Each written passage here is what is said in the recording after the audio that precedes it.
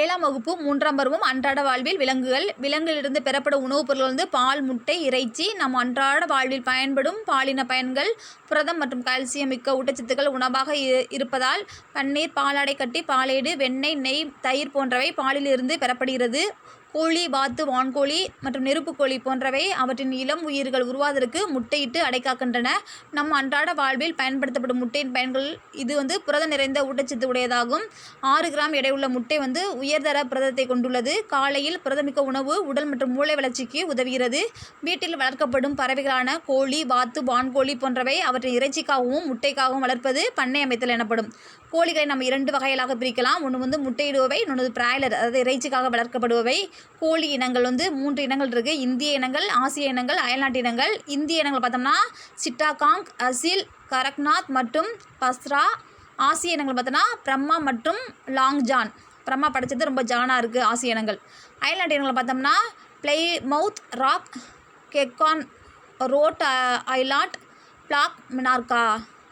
வெள்ளை கெக்லான் வகை தான் உலகிலேயே அதிக முட்டைகளை கொடுக்கும் இனமாகும். கம்பளி ஆடைகள் சால்வைகள், போர்வைகள், தலை முக்காடு, காலுறை போன்றவை தயாரிக்க பயன்படுவது ஆடுகளின் உரோமம். கம்பளி பார்த்தோம்னா செம்மறி ஆடு, வெள்ளாடு, சடையர்மை யாக்கு, முயல், அல்பஹா போன்ற விலங்குகளிலிருந்து பெறப்படுகிறது. உரோமங்கள் புரதத்தால் ஆனது. செம்மறி ஆட்டின் தோலில் இருந்து பெறப்படும் உரோமம் 2 வகைப்படும். அதாவது சொரசொரப்பான உரோமம், இன்னொன்று மிருதுவான மெல்லிய உரோமம். சடை எருமை கம்பளி திபெத் மற்றும் லடாக் பகுதியில் கிடைக்கிறது. இந்த சடை எருமை கம்பளி திபெத் மற்றும் லடாக் பகுதியில் கிடைக்கிறது. அங்கோரா விளையாடுகளிலிருந்து பெறப்படும் கம்பளி அங்கோரா கம்பளி ஜம்மு காஷ்மீர் கிடைக்கிறது. சடையர்மை அந்த திபெத் மற்றும் லடாக் பகுதியில் கிடைக்கிறது. அங்கோரா விளையாடுகளிலிருந்து பெறப்படும் கம்பளி அங்கோரா கம்பளி, அதுவும் ஜம்மு காஷ்மீரில் கிடைக்கிறது. காஷ்மீரில் உள்ள பஸ்மினா வெள்ளையாட்டிலிருந்து பெறப்படும் உரோமத்திலிருந்து பஸ்மினார் சால்வைகள் தயாரிக்கப்படுகிறது. ஆஸ்திரேலிய விஞ்ஞானி ஆட்டிலிருந்து உரோமத்தை கத்திரிக்க பயோக்ளிப் என்ற முறையை பயன்படுத்தினார்கள். ஓவியம் தீட்டும் தூரிகைகள் உருவாக்க பயன்படும் குதிரையின் உரோமம். வெதுவெதுப்பான மற்றும் நவீன ஆடைகள் தயாரிக்க பயன்படும் விலங்கின் உரோமம். தோல். இலைகளின் வகைகள் மற்றும் எடுத்துக்காட்டு. இயற்கை இலைகள் பார்த்தோம்னா பஞ்சு, சணல், கம்பளி, பட்டு. தாவர இலைகள் பஞ்சு மற்றும் சணல். விலங்கு இலைகள் பார்த்தோம்னா கம்பளி மற்றும் பட்டு இலைகள்.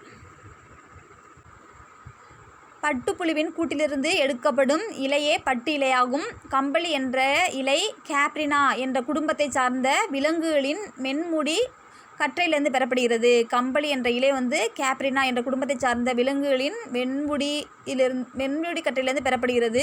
கம்பளி உருவாக்க 5 படிகள் உள்ளது. அவை கத்தரித்தல், தரம் பிரித்தல், கழுவுதல், சிக்கெடுத்தல், அப்புறம் தான் நூற்றுதல். கம்பளியின் சிறப்பம்சம் பார்க்கலாம். வெப்பம் மற்றும் தண்ணீருக்கு எதிர்ப்பு தன்மை உடையது மற்றும் இவை கிழிவதில்லை. ஈரப்பதத்தை உறிஞ்சு கொள்ளும் தன்மை உடையது. கம்பளி குளிருக்கு எதிராக செயல்படுகிறது. எனவே கம்பளி சிறந்த வெப்ப கடத்தியாக கருதப்படுகிறது. இது எளிதில் சுருங்காது. 2/3 பங்கு கம்பளி இலைகள் ஸ்வெட்டர், ஆடைகள், கோட், விளையாட்டு வீரர்கள் அணியும் ஆடைகள் தயாரிக்க உதவுகின்றன. கம்பளி இலை இயற்கை அல்லது செயற்கை இலைகளோடு சேரும்போது அவை மடிப்புக்கு எதிர்ப்பு தன்மை உடைய போர்வைகள் மற்றும் இரைச்சலை உறிஞ்சும் விரிப்புகள் தயாரிக்க உதவுகின்றன.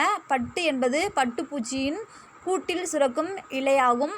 பட்டுப்புழுக்கள் 2 மாத காலத்தில் அதன் வாழ்க்கையில் 4 வளர்ச்சி நிலைகளை கடக்க வேண்டும். ஒன்று முட்டை, 2வது லார்வா பருவம், அதாவது லார்வா, அப்புறம் கூட்டுப்புழு பருவம் தான் கக்குன்னு சொல்கிறோம். அப்புறம் வளர்ந்து வரும்போது பட்டுப்பூச்சி. வளர்ச்சி அடைந்த நிலை பட்டுப்பூச்சி. பட்டுப்பூச்சி வளர்ச்சிக்கு செரிகல்ச்சர் என்று பெயர். ஒரு முதிர்ந்த பெண் பட்டாம்பூச்சி சுமார் 50 முட்டைகளை இடும். 500 முட்டைகளை இடும். பட்டுப்பூச்சியின் முட்டைகள் 6 வாரங்கள் குளிர்ந்த வெப்பநிலையில் வைக்க வேண்டும். பட்டுப்பூச்சிகள் 10 நாட்கள் கழித்து முட்டைகள் பொரித்து லார்வாக்களாக வெளிவரும். லார்வாக்கள் 35 நாட்களில் மல்பெரி இலைகளை உண்டு வாழும். பட்டுப்புழு 5 நாளில் பட்டு இலையாக இருக்கும். பட்டுப்புழு கூட்டுப்புழுக்களாகவே மாறும். பட்டு கூடு இலைகள் தனித்து நீண்ட இலையாக இருக்கும். பிரீத்திடிப்பரின் நோய் என அழைக்கப்படுவது ஆந்த்ராக்ஸ். ஆந்த்ராக்ஸ் என்பது பாக்டீரியாவால் ஏற்படும் நோயாகும். ஆந்த்ராக்ஸ் நோயை ஏற்படுத்தும் பாக்டீரியா பேசிலஸ் ஆந்த்ராசிஸ். ஆந்த்ராசிஸ் நோயின் அறிகுறி காய்ச்சல், இருமல், மூச்சு விடுதலில் சிரமம். ஆந்த்ராக்ஸ் நோயின் சிகிச்சை முறை பார்த்தோம்னா பென்சிலின் மற்றும் சிப்ரோஃப்ளாக்சாசின் என்ற சிறந்த மருந்துகள் ஆந்த்ராக்ஸ் நோயை குணமாக்க உதவுகிறது. விலங்குகளிலிருந்து ஆந்த்ராக்ஸ் தடுப்பூசி போட வேண்டும் மற்றும் ஆந்த்ராக்ஸ் நோயால் இறந்த விலங்குகளை ஆழ குழி நோண்டி அதில் புதைக்க வேண்டும் அல்லது எரிக்க வேண்டும்.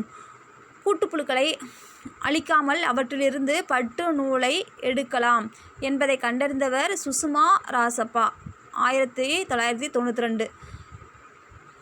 மனித நேயத்தின் அடிப்படையில் பராமரிய முறைகளை தாண்டி உருவாக்கப்பட்டதாகும். இதுவே அகிம்சைப்பட்டு அல்லது அமைதிப்பட்டு என்று அழைக்கப்படுகிறது.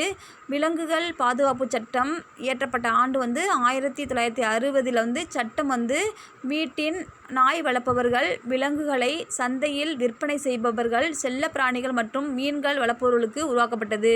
அதாவது விலங்குகள் பாதுகாப்பு சட்டம் இயற்றப்பட்ட ஆண்டு பார்த்தோன்னா 1960. சட்டம் வீட்டு நாய் வளர்ப்பவர்கள், விலங்குகள் சந்தையில் விற்பனை செய்பவர்கள், செல்ல பிராணிகள் மற்றும் மீன்கள் வளர்ப்பவர்களுக்கு உருவாக்கப்பட்டது.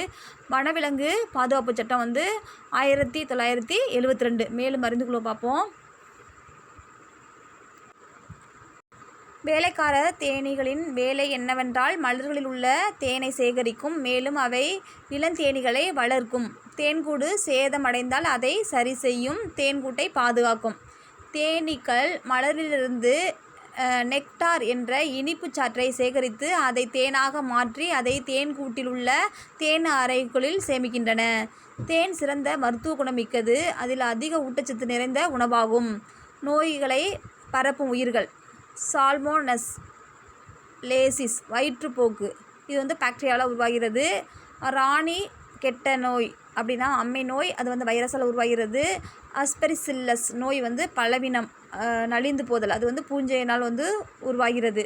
இந்தியா பட்டு உற்பத்தியில் உலகிலேயே 2வது இடத்தை பெற்றுள்ளது. தமிழ்நாட்டில் உள்ள காஞ்சிபுரம், திருப்புவனம் மற்றும் ஆரணி போன்ற இடங்களில் பட்டு உற்பத்திக்கு புகழ் பெற்றவை. உணவுக்காக பயன்படுத்தப்படும் விலங்குகள் இறால், நண்டு, பன்னீர் மற்றும் வெண்ணெய் மீன். உடையாக பயன்படும் கம்பளி ஆடைகள் ஆல்பைகா, பைபர், மோகிர், காஷ்மீரோ ஆட்டுக்குட்டி கம்பளி. உடையாக பயன்படும் பட்டின் வகைகள் எரிப்பட்டு, முக சிலந்திப்பட்டு. பட்டுப்புழுவின் இளம் உயிரி லார்வா என்று அழைக்கப்படுகிறது. லார்வா வேகமாக இலைகளை உண்டு வளர்ச்சியடைந்து அளவில் பெரிதாகி அடுத்த நிலையான கூட்டுப்புழு, அதாவது கக்குன் உருவாகிறது.